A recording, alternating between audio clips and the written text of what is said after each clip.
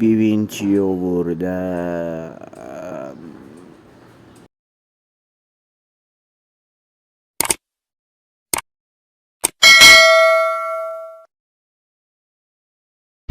آیا اگه غیر مستعمره در ایران حاضر بشه میتونیم با همون پوششی که مثلا کنار مدیترانه داره در کنار دریای مازندران حاضر بشه؟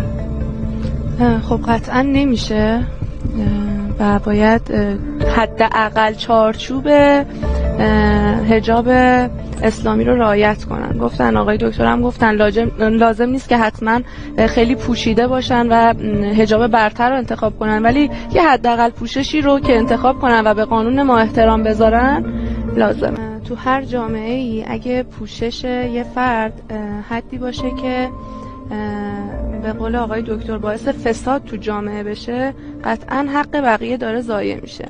اگر باعث فساد میشه و از این طریق آزاری به کسی رسونده میشه، قطعا داره حق بقیه ضایع میشه.